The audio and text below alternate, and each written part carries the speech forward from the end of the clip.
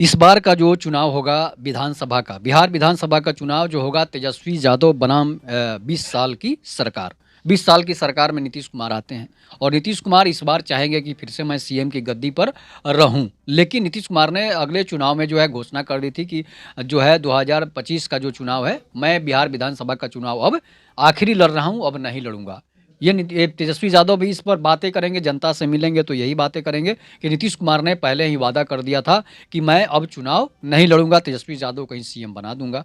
तो ये इस पर तेजस्वी यादव जो है अपने राजनीतिक करियर में उठा-पटक काफ़ी चलते रहता है। उप मुख्यमंत्री बने, इसके बाद जो है सरकार में भी आए, उसके बाद भी सरकार अलग हो गई। अब तेजस्वी यादव 2025 के जो चुनाव होने वाला है बिहार विधानसभा का, उसमें क्या लेकर जाएँगे जनता के बीच? तो जनता के बीच सबसे बड़ा अहम मुद्दा होगा रोज़गार।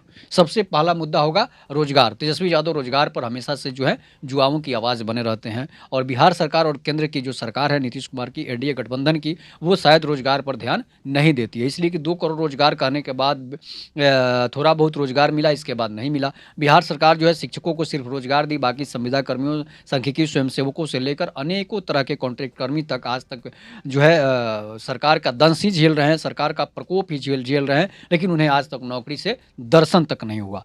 उस इन सभी चीज़ों को तेजस्वी यादव मुद्दा बनाएँगे और तेजस्वी यादव हो सकता है कि 2025 के चुनाव में बहुमत में सरकार बना लें। इसलिए कि नरेंद्र मोदी की सरकार से भी बिहार के लोग ऊब चुके हैं और बिहार की नीतीश कुमार की सरकार से भी बिहार के लोग ऊब चुके हैं और बिहार के लोग चाहेंगे कि नए चेहरे को मौका मिले। अगर चिराग पासवान बीजेपी के तरफ से सीएम के उम्मीदवार होते हैं, तो हो सकता है कि ये लड़ाई ज़बरदस्त हो जाएगी, इसलिए कि जातीय मुद्दा उठेगा और तेजस्वी यादव के टक्कर में आ जाएँगे चिराग पासवान। लेकिन बीजेपी ऐसा करेगी नहीं, चिराग पासवान पार्टी को तोड़ेंगे नहीं और नीतीश कुमार जो हैं अपना गेम प्लान तो पहले ही सेट कर लिए है कि हमको ही सीएम बनना है। इसलिए कि नीतीश सरकार से बिहार की जनता जो है अब ऊब चुकी है। नीतीश कुमार को बिना शर्त के सशर्त जो है समर्थन दे देना चाहिए किसी भी पार्टी को। दूसरे किसी उम्मीदवार को जो है सीएम का पद उम्मीदवार घोषित कर देना चाहिए। तब जाकर लोग शांति से और नीतीश कुमार की इज़्ज़त भी बच जाएगी कि मैं 20 साल तक मुख्यमंत्री रहा, रिकॉर्ड मुख्यमंत्री रहा और हम पर कोई उँगली भी नहीं उठाया और इज़्ज़त के साथ जो है लोग हमें पसंद भी कर किए।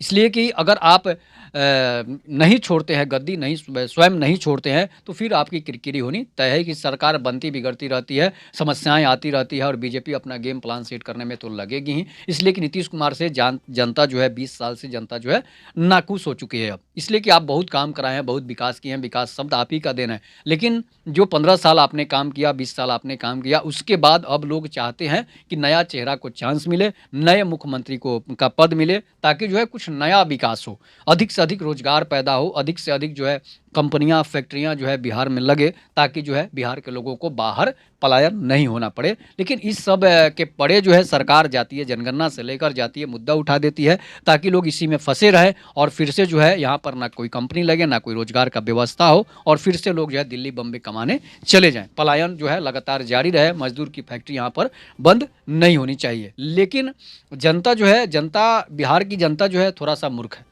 मूर्ख इसलिए है कि बिहार की जनता जो है वो जातीयता में उलझकर जो है वो वोट कर देती है, जिसकी वजह से वही नेता चुनाव जीत जाता है जो रोज़गार कभी पैदा होने की बात ही नहीं करता है, जो रोज़गार शब्द ज़ुबान पर लाता ही नहीं है। रोज़गार अगर ज़ुबान पर लाएँगे तो हो सकता है कि उनका झंडा ढोने वाला कोई नहीं बच जाएगा, जिसकी वजह से वो रोज़गार देने की बात ही नहीं करते हैं। इसलिए सरकार जो है इस बार 2025 का मौसम जो है वो बदलने वाला है। अलग-अलग तरह की भविष्यवाणियाँ हुई है और अलग-अलग तरह के एजेंडे नए जन्म लेंगे, जिसकी वजह से चुनाव जिस पर होगा और चुनाव जब होगा तो अहम मुद्दा तेजस्वी यादव का यही रहेगा रोज़गार। रोज़गार और सरकारी नौकरी। सरकारी नौकरी सबके लिए संभव नहीं है, लेकिन तेजस्वी यादव भी एक बहुत बड़ा समस्या कर रहे हैं, गलती कर रहे हैं। क्या गलती कर रहे हैं कि ₹2500 देने की तो बात कर रहे हैं, लेकिन रोज़गार में कंपनी और फैक्ट्री लगाने की बात जो नेता करेगा, शायद वो बिहार में फिर से नया परिवर्तन ला सकता है और नहीं तो फिर अगर आप ₹2500 दीजिए तो वो बोलेगा ₹3000 देंगे, 3000 बोलेंगे तो वो ₹3500 देने की बात करते रहेगा और फिर से जो है जनता वो बिहार के इन नेताओं के बुने हुए जाल में पिसती रहेगी और फिर से रोज़गार रुकते रहेगा और रोजगार मिलेगा नहीं, नौकरी मिलेगी नहीं। जिसकी वजह से अब प्रशांत किशोर है, प्रशांत किशोर नए नेता के रूप में उभरे हैं, लेकिन उनका भी एजेंडा दिमाग में वही है कि हम जिस तरह से ये लोग राज कर रहे हैं उसी तरह से अपना एजेंडा बनाकर राज करें। अगर वो कहेंगे कि हम एक कंपनी से दूसरी कंपनी लगाएंगे तो हो सकता है कि लोगों का झुकाव जो है उनकी तरफ हो जाए। अब ये एजेंडा जो है, ये घोषणा पत्र में अगर कोई शामिल नहीं करेगा तो फिर से वही स्थिति बिहार की रहेगी और बिहार का 2025 भी उसी तरह से गुजरेगा, जिस तरह से फिर 5 साल उसी तरह से गुजरेगा जिस तरह से पहले 2020 के बाद चुनाव हुए थे। और जनता फिर से पिसती रहेगी और वही भुखमरी, लाचारी, बेरोजगारी बिहार में बढ़ता रहेगा। इसलिए कि मुद्दा वो बनेगा ही नहीं। अगर मुद्दा कोई नहीं बनाता है तो फिर जनता सोच ले कि हमको इन नेताओं को वोट देना ही नहीं है।